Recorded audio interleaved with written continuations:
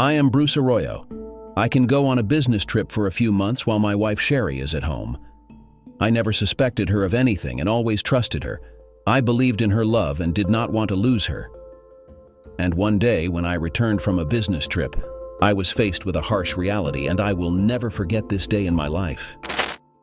The realization that your spouse has been unfaithful with someone else always comes unexpectedly, and believe me, it happens in various ways. But the way I found out was the most terrible scenario possible. That day was completely ordinary, nothing foreboded trouble, and the weather was nothing special. In the evening, returning home after a business trip, I expected to embrace my wife Sherry, with whom I had been together for 6 years, but she was not at home. Sherry worked part-time at an insurance company where a new colleague named Lawrence had recently appeared. Her absence didn't alarm me at first, but over time I began to worry. My concern reached its peak when the doorbell rang. Expecting to see Sherry without her keys, I found 2 police officers at the doorstep. "Mr. Bruce Arroyo," one of them asked calmly. Confirming, I felt a premonition of trouble enveloping me. The police brought news that was worse than anything I could have imagined. They informed me that Sherry was no longer with us. She had been found dead, pulled from the river. The words of the police officers sounded like in a dream, and I cannot reproduce them verbatim. My pain was indescribable. I spent the next few days in tears, praying to a God in whose existence I had never believed, about the reasons for such cruelty of fate. I was lost in memories, sorting through Sherry's personal belongings, unable to accept that I would never see them on her again. People tried to console me, but their words sounded hollow. Calling Sherry's parents, who lived abroad, was one of the hardest moments. Just when it seemed it couldn't get any worse, the situation deteriorated further. No one could understand how Sherry ended up in the river that day and why she was in that part of the city at all. The autopsy results showed that before her death, she had taken a large amount of pills, likely sleeping pills. On that day, when the conversation turned to suicide, albeit not directly addressed to me, I found myself confronted by the police at my doorstep. They warned that when I was ready, I would have to come to the station for a talk. Part of me refused to believe that Sherry could take such a steep, let alone find any sense in it. Deep down, I still hoped to see her walk through the door with that same enchanting, smiling face I had hopelessly fallen in love with at first sight. After the police left, I finally gathered the strength to open my laptop and check my email. That's when I found the letter next to the laptop, which turned my life upside down even more. It was written by Sherry, clearly visible that the ink was blurred by her tears. "My dear beloved husband, by the time you read this, I will be far away. I'm sorry for breaking your heart, but I can no longer live like this. I can't forgive myself for what I've done to our marriage."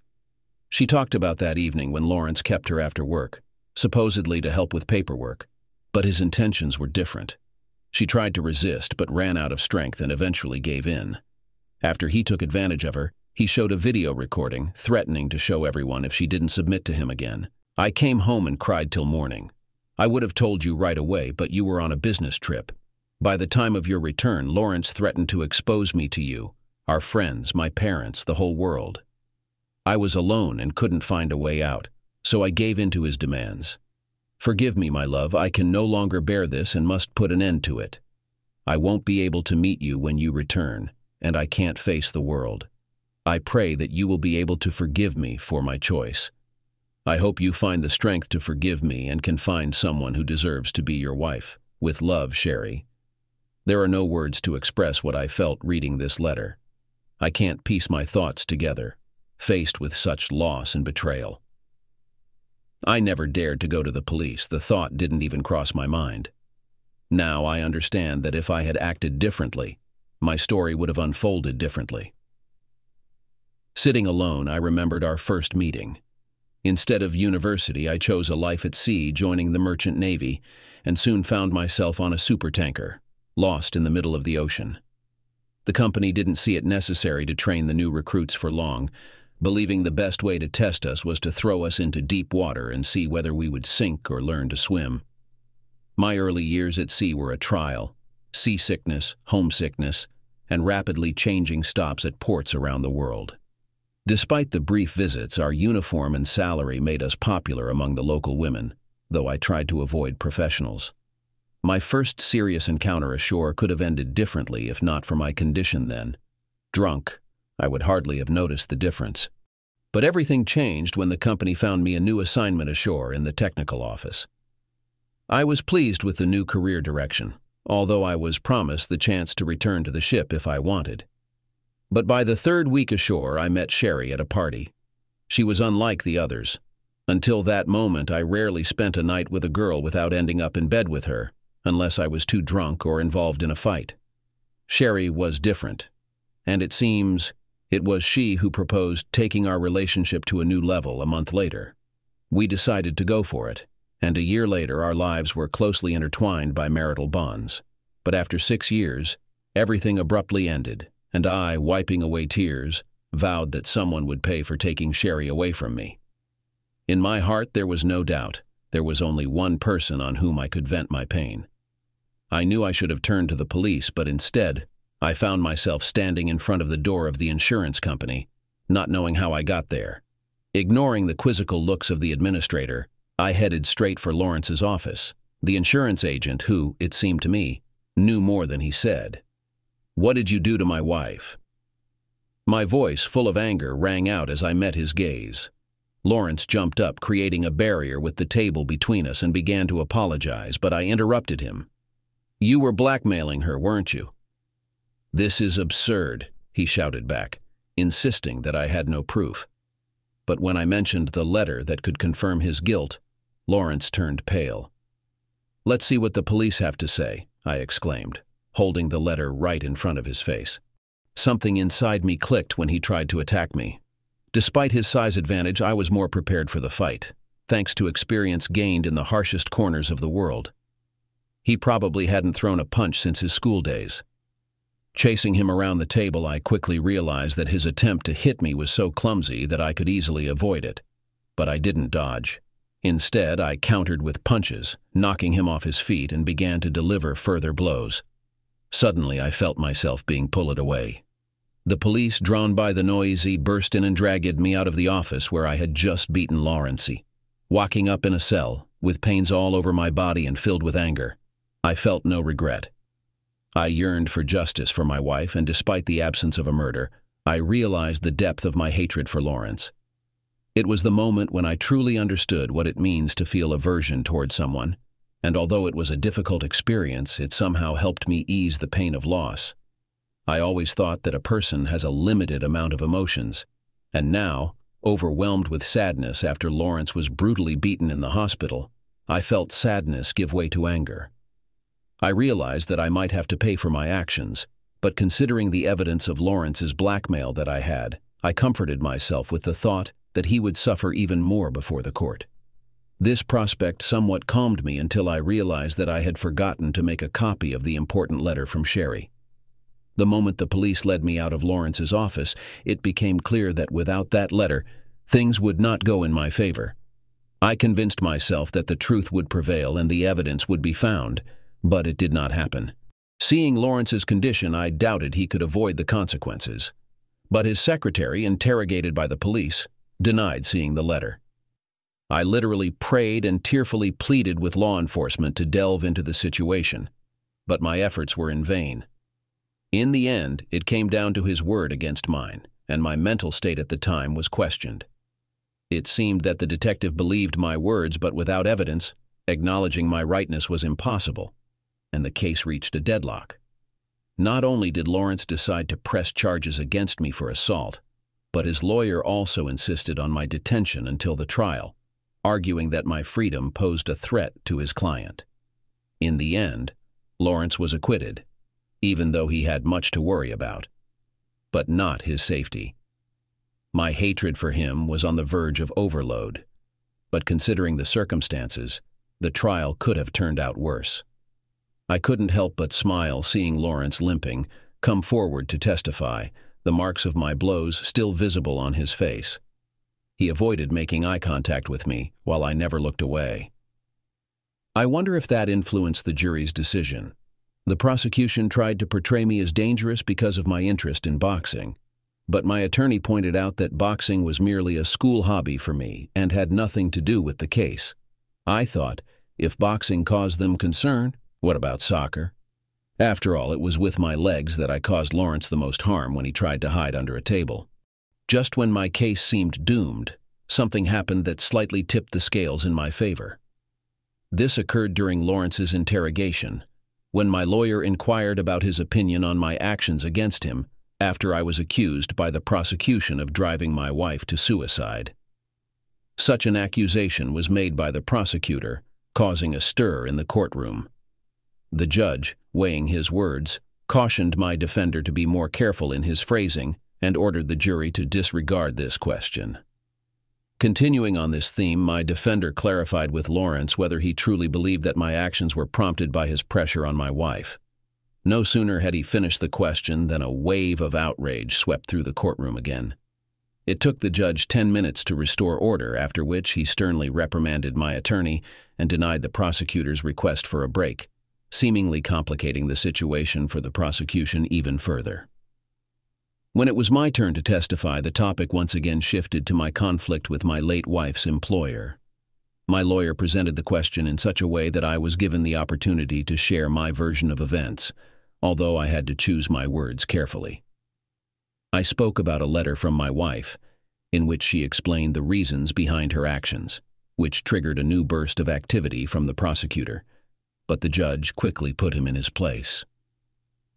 In response to the question about the current location of the letter, I said that I had left it in the office of the person before proceeding with the actions for which I am being tried. The judge tried to contain the emotions in the courtroom, but when I began to speak about the reasons for my actions, related to my wife's rape and blackmail, the room exploded again. The jury, lawyers, and even some spectators stood up, leading to chaos. At that moment, my lawyer requested a recess, and the judge, seemingly with relief, granted his request, ordering us and the prosecution's lawyers to immediately come to his office. At that point, I realized that I had a chance to change the course of events if only I could keep silent. Eventually, my case in court concluded swiftly without any complications. The judge unapologetically informed the jury that despite my explanations, my confession to the assault placed me outside the law. Without hesitation, the jury found me guilty, but with leniency. To my surprise, the judge sentenced me to 3 months' imprisonment, which wasn't so bad, considering I had already served this time in custody. The event caused a wide resonance in the press, but I had to accept the warning that any careless statements could bring me back to court. Later, Blower's reputation was tarnished, and his business collapsed within 6 months. I am satisfied with the outcome, deciding that Lawrence wasn't worth the risk of murder. 3 months in jail was a serious lesson for me. I realized I didn't want to return there. I forgave Sherry, realizing that holding a grudge against her was pointless.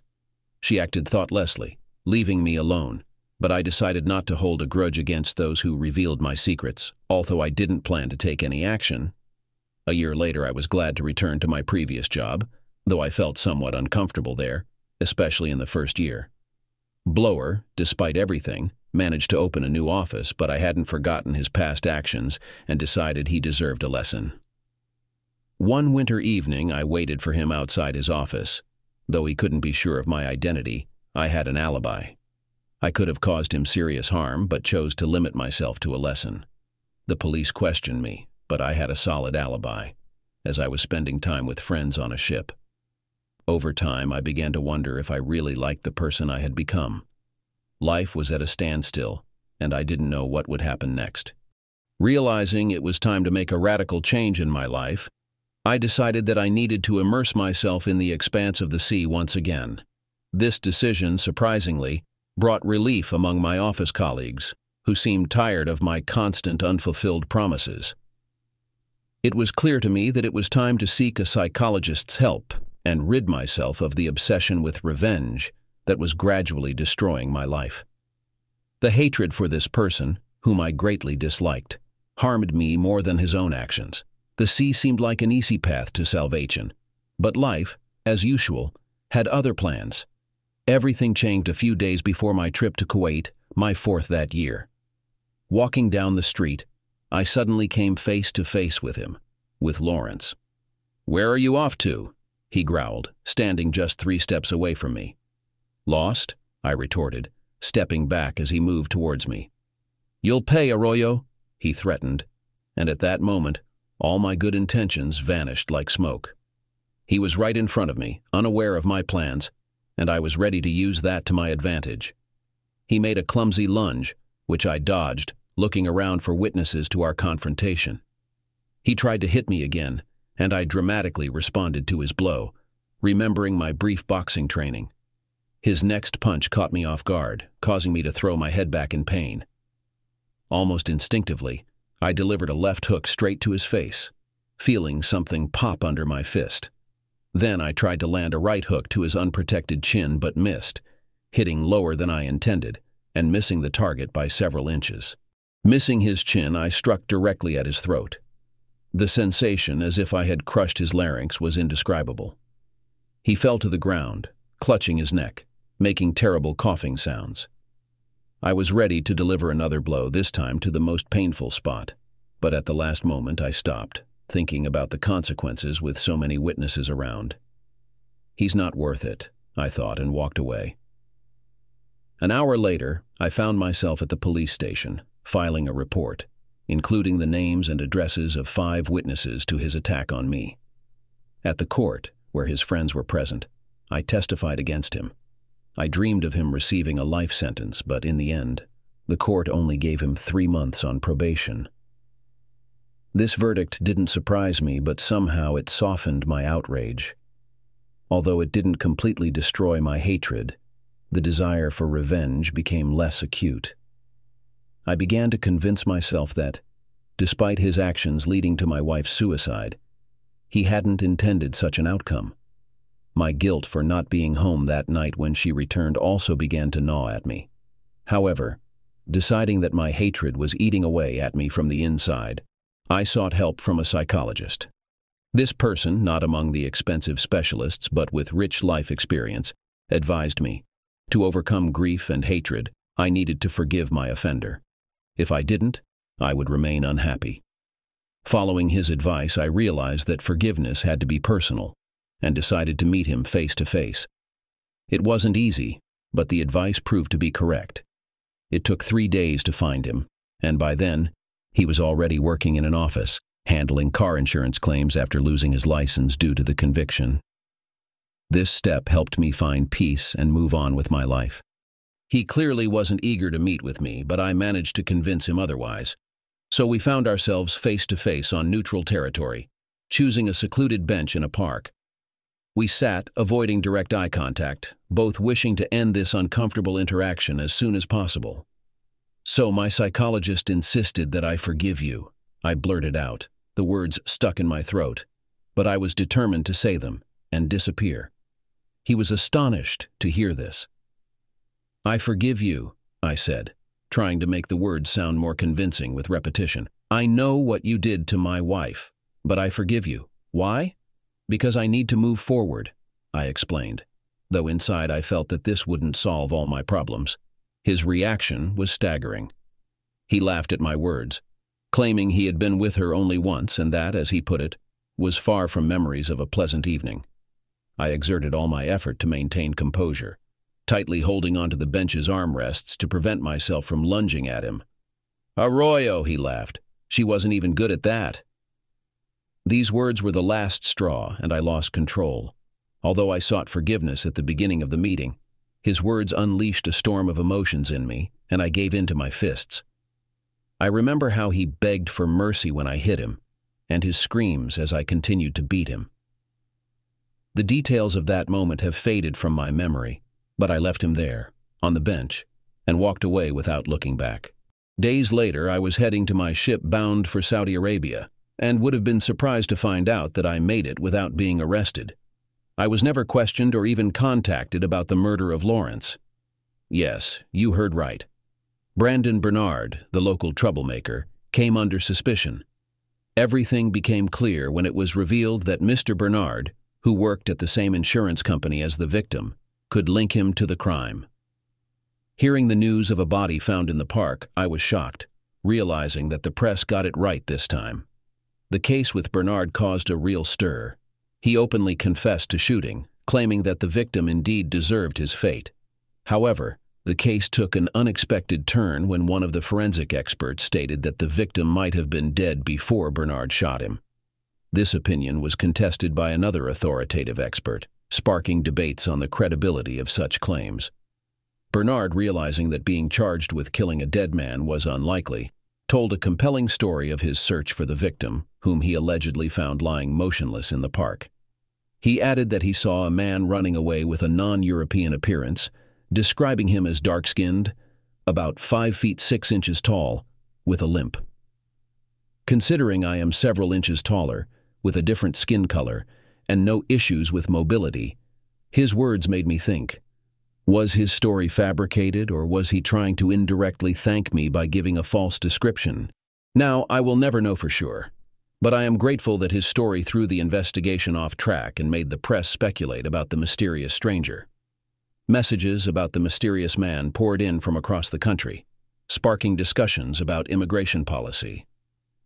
Eventually, the murder charge was downgraded to manslaughter, then to assault with aggravating circumstances and illegal possession of a weapon, leading to a 9-month sentence with the possibility of early release for good behavior.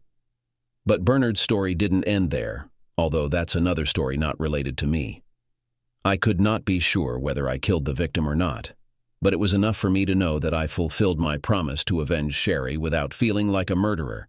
My hatred dissipated unexpectedly, just as the psychologist predicted. Over the years, I continued my life, became an assistant captain, found new love, and had children who became my everything. But from time to time, my thoughts returned to Sherry, wondering what if her life had not been cut short so early. Although I sought comfort in my new family, deep down, I still missed Sherry. That's the end of the story. Do you think, from a moral point of view, the revenge of the main character is justified? Why was the wife of the main character afraid to tell her husband the truth? We believe that the main character went on the path of correction. He wanted to forgive the man who blackmailed his wife and disperse peacefully. A colleague began to make fun of the main character and his wife. The question is, what reaction did he expect? The main character committed a terrible act, a crime, and for this he must be punished in prison, but it cannot be assumed that it was committed just like that. From a moral point of view, the hero acted justifiably. He went to reconciliation, and he was provoked. But from a legal point of view, he should be punished in prison since he decided to bring the matter to an end. The wife of the main character was intimidated. The main character was on business trips, and she couldn't keep it all to herself. She probably wanted to tell everything how he would return home, but it was too late. Conscience plus fear did their job and led to a sad end. Do not forget to subscribe to our channel and put likes so as not to miss new, no less exciting and interesting stories. Good luck!